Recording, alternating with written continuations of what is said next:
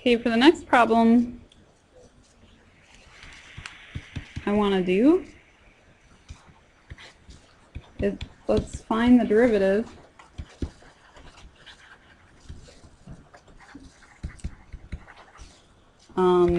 by definition here.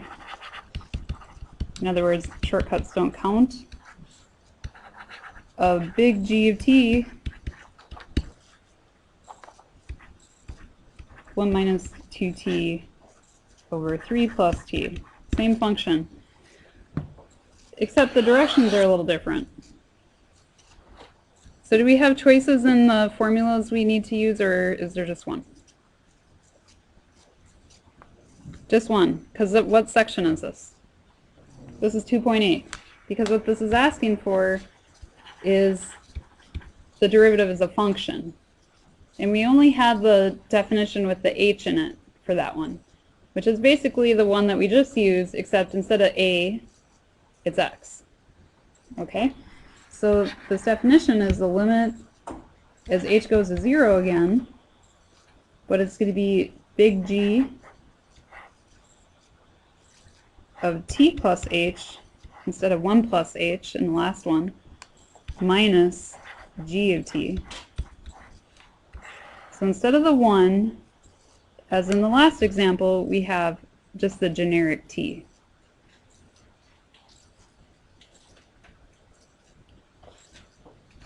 All right. Another nice thing about doing a similar problem is you'll see how the algebra is similar, but it gets more involved. So we're doing the same procedure pretty much, but it's a little bit more steps. So g of t plus h, we're going to plug that in for t. And there's two t's again. So we have our 1 minus 2 parentheses t plus h.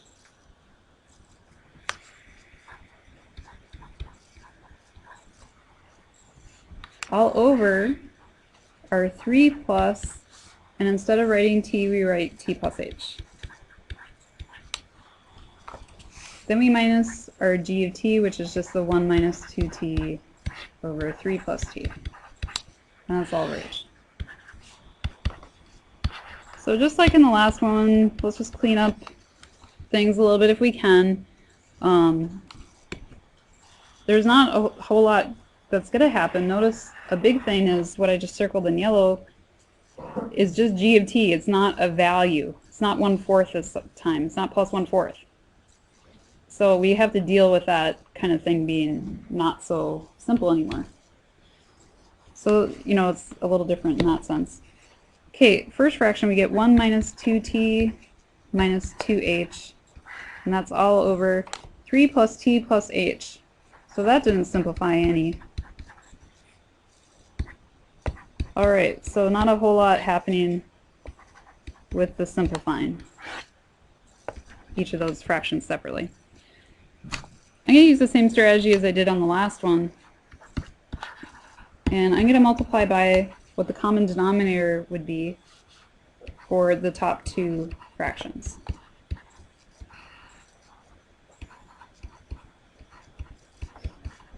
And then I'll multiply by that in the top and the bottom.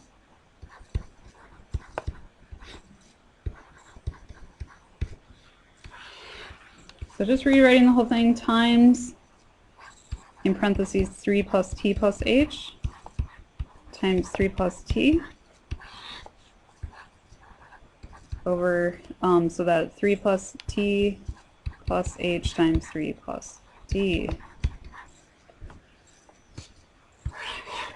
Alright, I'm going to distribute that in the next step, and it only goes to the top, the bottom goes just straight across. Like the last one, do not multiply out the denominator, just leave that as is. Up top, I got 1 minus 2t minus 2h in parentheses, times 3 plus t plus h, times 3 plus t. Ugh. That's all over 3 plus t plus h. So that thing's so ugly, I just want to go ahead and cancel that right away. So that fraction gets cleared. Next one, minus 1 minus 2t is already there on top, and now write down that other stuff. 3 plus t plus h. 3 plus 8, or t, excuse me. And that's all over 3 plus t. 3 plus t's cancel, and then we have our huge fraction bar. H was already there, and then just rewrite the 3 plus t plus h and the 3 plus t next to it. So this is why you do not want to do 2.8 problem all the time and then plug in t equals 1, because this is becoming way more nasty than the last one. You appreciate that? Part of the reason I wanted to do the similar problems here at the same function. Okay.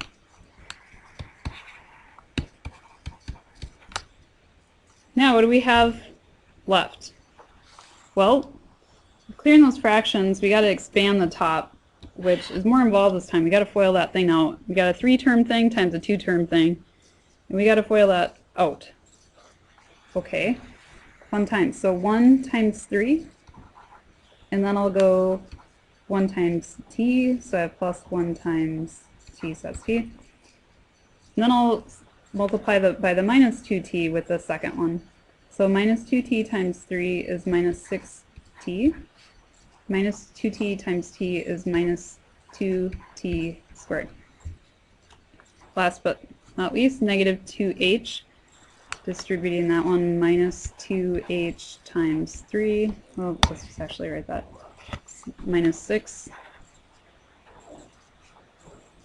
h, and then we have minus h times t, so minus 2th. Wow, okay.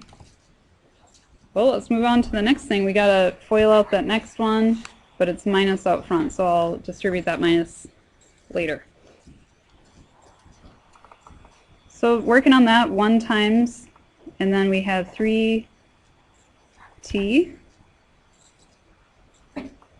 or no, that was 3 plus t, sorry, I can't even, my t's and pluses look the same. 3 plus t plus h minus 6t minus 2t squared minus 2th.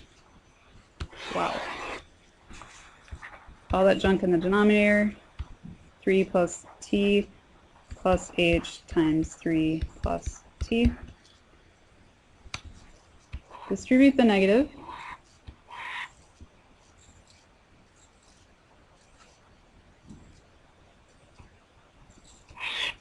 So we'll do that. And then the fun part where we get to sum all the things that are like terms, and some of the terms will go away. Well, let's actually combine like terms too. 3 plus, okay, t minus 6t is minus 5t, right? I guess we can do that.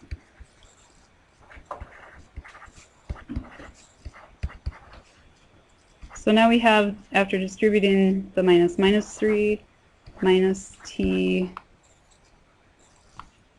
we'll combine like terms with the t minus 6t is minus 5t, with distributing the negative is plus 5t, minus h plus 2t squared plus 2th. It's easy to make a mistake, huh? Let's hope I haven't made any yet. Let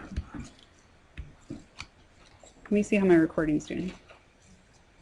Oh, okay, we got plenty of time. So, combining like terms, 3 minus 3, yay, get rid of that. Minus 5t, oh, goody, minus 5t plus 5t, those went away, that's awesome. Okay, minus 2t squared plus 2t squared, wow, awesome. Lots of things are going away. Minus 6h, well, it's a like term with minus h, so it doesn't go away, but they do combine. So let's start writing our next step. Minus 6h minus h is what? Minus 7h, very good. Okay, minus 2th plus 2th goes away. Wow, okay, that just really boiled down to negative 7h. Now, it's good that it has a factor of h on top. Otherwise this would have been a mistake. That has to happen. And they will cancel here. I didn't show this step last time, so I'm just going to show it here that, you know, with those h's canceling, this is what we have left. And now what do? Plug in h equals 0, and it's going to be happy, nice answer is what's going to happen. We have negative 7 over parentheses 3 plus t plus 0 for the h times parentheses 3 plus t. So close to the end. Let's make this pretty at the very end by making this negative 7 over 3 plus t to the second power.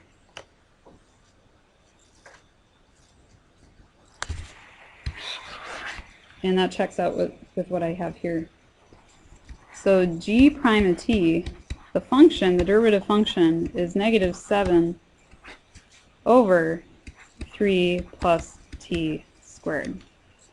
So instead of just preaching to you guys, don't do it the 2.8 way for finding g prime of 1, if that's all you're asked to do, is to find the derivative at 1. Don't do it the 2.8 way and then plug in 1 at the end, because that was a lot of work. And that was a lot of room to make a small error. And the other one really wasn't that bad when we plugged in the 1 initially. So questions on this one? Yep. If we're given something like g of t, you carefully change the variable to just x. Oh, that's totally fine. Yeah, if you make it g of x, that's fine. Yeah, that's fine. And if you just halfway through start converting to x's, that's okay too. Like I do that myself. I mean, that's pretty common.